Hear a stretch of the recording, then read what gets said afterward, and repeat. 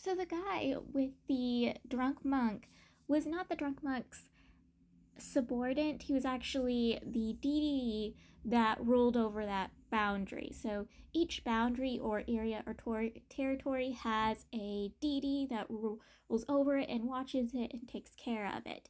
And he was that one for that area. So I was wrong. So the bell was found. So the bell has attached itself to people and will repeatedly attach itself to different people, leading the main character and the male lead on quests, missions, and problems they have to solve. This time it has attached itself to the constable, who is now the ex-constable because he quit his job. Solving this case has made him want to find his family, find his parents, because he was trafficked, he was captured, kidnapped, and trafficked. So he wants to find his actual parents, his biological parents, and reunite with them, even though it's been 30 years. So the city they end up following him to is the city he was trafficked in.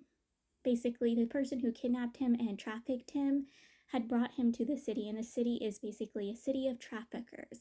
They go around capturing young girls and young children, and they keep them there. The boys that they capture are basically sold, and the girls are kept there to basically produce more children to sell. And obviously, these children are sometimes obviously children, so they do not survive the abuse and mistreatment they go through. And the children these children produce also do not survive the abuse and mistreatment they go through. So they basically are thrown into the woods to be buried. These people are so vile and disgusting. The ex-constable, we get two visions of his childhood because the bell gives the main character and male lead each a vision to see. The main character gets to see the child with his two parents. His father, the ex-constable's father, was a sickly man who adored his wife and child, but he also was ashamed of how sickly he was and he wanted to die because of his sickness. And his wife was a headstrong woman who provided and took care of her husband and child all on her own. The vision the Melly gets to see is the vision of when the ex-constable was kidnapped. So basically, the ex-constable's father was really sickly, and the ex-constable's mother had sent the child out to go get a doctor with medicine. The child found his trafficker, and this trafficker, pretending to be a priest, has the child lead him back home. He wanted to steal from the child's family. Obviously, when the child realizes this is not a good person, tries to get the person to leave, and then this guy tries snatching up the ex-constable to try to take off with the ex-constable.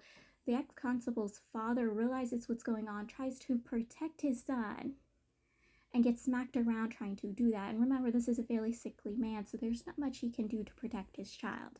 His wife storms in, seeing what's going on, tries to protect her child, and this is when the priest realizes he got to get out of there, and he escapes with the ex-constable and takes the ex-constable to the place where he is trafficked. The ex-constable, and this is when the ending of the vision ended, is when the ex-constable was snatched up and taken off with. We do see that the ex-constable does escape his traffickers, escape that area, that territory, and runs off and gets injured and sick, and he is found by a woman, and she and her husband takes him in. And originally they were going to help him heal and get better and send him back to his family. Except at that point he was kind of a small child, so over his sickness and injury and all he gone through, he kind of forgets of where he came from. He forgot his own name. So his adopted parents take him in and they raise him as their own, and they train him because they were people of the sword. So yeah, he ended up getting a happy life. You want to know what happened to his mother, though? So she did search for him. She went looking for him and found the area he was being kept in and tried getting in there to save him, but she was unable to and died in her suffering of trying to save him. Yeah, it is just terrible. It is just vile. And all this resentment and hatred of parents who lost their children, who wanted to save their children and could not save the children, and the children who were, suffering, created a beast that is called Mama. This beast is called Mama. And the children's spirits all gather around Mama. They adore their Mama. Mama takes care of the children's spirits. It also does what needed to be done. It goes and gets rid of all of the traffickers, every single one of them, but it also has to kill the victims of these traffickers, because sadly it's just like in Black Butler, where Ciel and Sebastian gets to that mansion and see all of those trafficked and abused children, and Ciel has to have Sebastian do the worst thing is, which was putting those children out of their suffering. It's literally what that spirit had to do. And now it just takes care of the spirits of the dead children, and it let other spirits, creature spirits, roam inside this territory, giving this territory completely, utterly to these spirits. And this is when the main character and Melody comes, and the spirits explain to the main character Melody what happened. Like, they tell them, oh, our Lord came in, got rid of the humans here, because these humans were vile humans. They were weird, creepy humans. And once they got rid of the humans, it let us roam here and live here. Though they did try to eat the ex-constable, because they never really seen a human before and hadn't seen humans in centuries. So the first time they saw a human, they kind of wanted to feast on the human. But they didn't get the chance to. Completely, utterly stopped at their chance of trying to eat the human. Knowing that his mother had died trying to come and save him, he decides to stay there. He also sees the mama beast as his mother, because all the children, the spirit children, human spirit children, and the spirits see this creature as their mother, and his own mother's spirit is somewhere inside this beast. So he has seen it as his mother and is going to stay here and live the rest of his life out.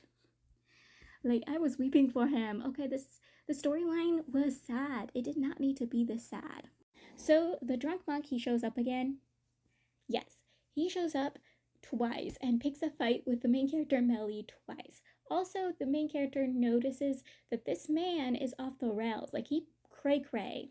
That he used to know this man, but now he's just full on crazy, and he's crazy because of love. Even though he's supposed to throw out all his humanly desires, he's holding on to the desire of love. You know who also shows up? I think he is called the Spring DDD. I could be wrong, but he sits down and has a full-on conversation with the main character. Like, he thought maybe the main character was the main character, the main character's actual identity, but the main character's making the dude confused. He's not sure if it is the main character or somebody who knows the main character really well enough to pass off as him and pass off his own techniques, because the main character is using the Spring DDD's own techniques and skills, which, if the main character gets into some sort of trouble, the Spring DDD will be the one in trouble for it. He also stops the drunk monk for turning in the Mama DD and killing the mommy beast, and gives the Mama beast protection. As long as the Mama beast doesn't do anything horrible and vile, the Mama beast will be allowed to stay here and protect the young children and protect this boundary, because technically the Mama beast did do their job. They were supposed to take care of the traffickers, and they did not. A whole creature had to be created to do that job. So yes, he's going to protect the Mama beast from being taken care of by the heavens, because technically it was supposed to be the heavens' jobs, and a Mama beast did it.